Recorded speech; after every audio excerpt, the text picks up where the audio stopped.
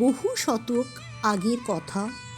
শিবপুরী কাশীনগরীতে নতুন এসেছেন একজন ইংরেজ ম্যাজিস্ট্রেট। যেমন তিনি রাশভারী, তেমনি তিনি শাসনকার্যে দারুণ কড়া।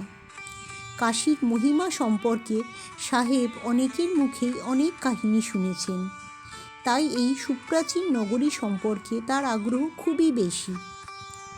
সেদিন তিনি নগর পরিক্রমায় বেরিয়ে ঘুরতে ঘুরতে এসে হাজির হয়েছেন দশাশ্বমেধ ঘাটে। হঠাৎ তার চোখে পড়ল বিশালদেহী একজন নগ্ন মানুষ। সকলেই তাকে সচল বিশ্বনাথ বলে জানেন ও মানেন। তিনি তার ইচ্ছে মতো কাশীতে ঘুরে বেড়ান। ভক্তরা তাকে শিবজ্ঞানে প্রণাম করেন। সকলেই তাকে তৈলঙ্গ স্বামী নামেই চেনেন। কিন্তু এই নতুন ইংরেজ ম্যাজিস্ট্রেট তো তাকে চেনেন না। তিনি এই উলঙ্গ সন্ন্যাসীকে দেখে রীতিমতো ক্রুদ্ধ হলেন। তার রাজত্বে এমন অশিষ্ট অনাচার তিনি কিভাবে সহ্য করেন? রাগে অগ্নিশর্মা হয়ে সেই ম্যাজিস্ট্রেট আদেশ দিলেন, এই অসভ্য লোকটাকে এখনই গ্রেপ্তার করে ফাটকে পুড়ে দাও। যেমন আদেশ তেমন কাজ। সন্ন্যাসীকে তখনই ধরে এনে হাজতে বন্দি করে রাখা হলো। কাশীর অনেক গণ্যমান্য মানুষ বিভ্রান্ত ইংরেজ ম্যাজিস্ট্রেটকে বোঝালেন, সাহেব এমন কর্ম করবেন না, ইনি সাক্ষাৎ শিব। কিন্তু ইংরেজ শাসক এসব অনুরোধে বিন্দুমাত্র কর্ণপাত করলেন না। পরদিন ভোরবেলা এই অদ্ভুত মানুষটিকে জিজ্ঞাসাবাদ করার জন্য ম্যাজিস্ট্রেট গিয়ে হাজির হলেন হাজতের সামনে।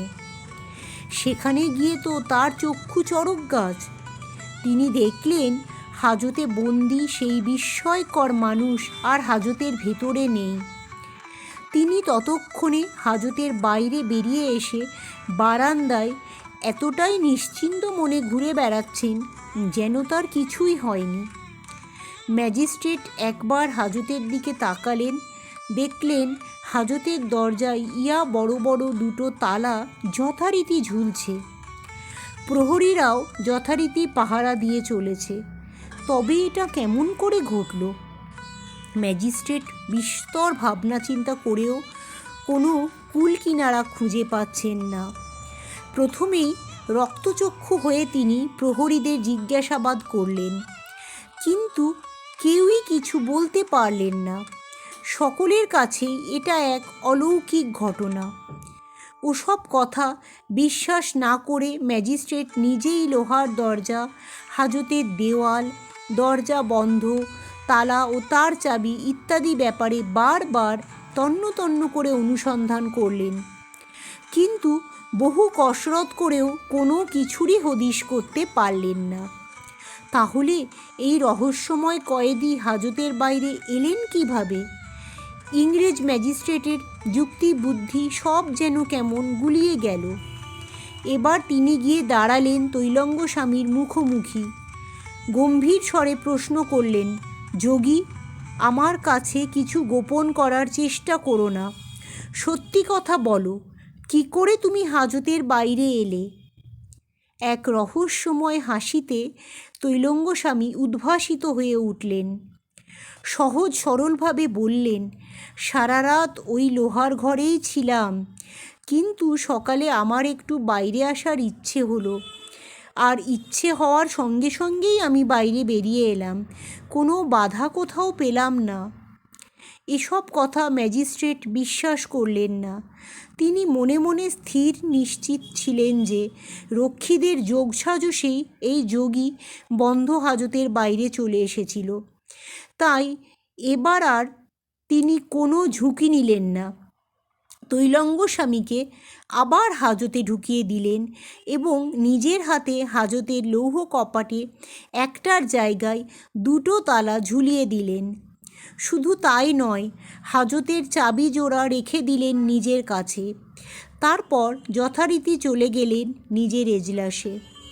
একটু পরেই ঘটল এক অদ্ভুত কাণ্ড। এজলাসে নিজের আসনে বসে ম্যাজিস্ট্রেট বিস্ফারিত নয়নে দেখলেন, এবার আর হাজতের বাইরে নয়, তারই আদালত কক্ষের এক কোণে দাঁড়িয়ে আছেন বিশাল দেহী উলঙ্গ সন্ন্যাসী। ইংরেজ সাহেব নিজের চোখকেই বিশ্বাস করতে পারছেন না। ভাবছেন এটা কি করে সম্ভব হলো। পকেটে হাত দিয়ে দেখলেন হাজতের চাবি যথাস্থানেই আছে। এ যে একেবারেই অবিশ্বাস্য ঘটনা।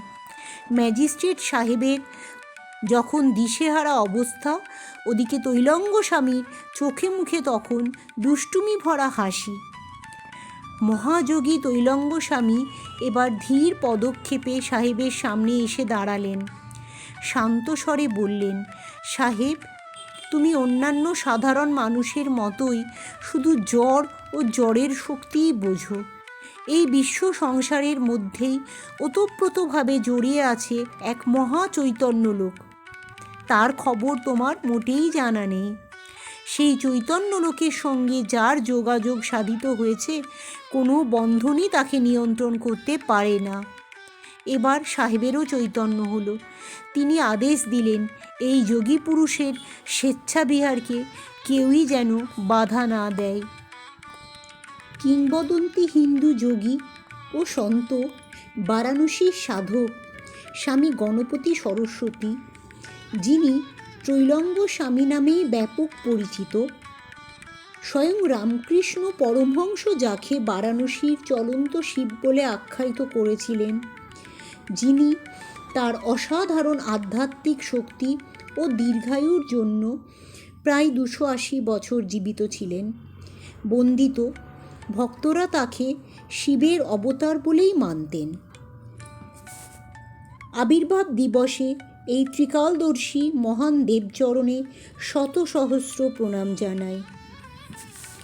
বারাণসীর পঞ্চগঙ্গা ঘাটে শ্রী তৈলঙ্গ স্বামীর আশ্রমে তার আবির্ভাব ও তিরোধান দিবস মহা ধুমধামে পালন করা হয়। এছাড়াও দেশের বহু স্থানে তৈলঙ্গ আশ্রম রয়েছে, যেখানে এই দিনগুলি বিশেষ শ্রদ্ধার সঙ্গে পালন করা হয়। জয় বাবা তৈলঙ্গ স্বামীর জয়।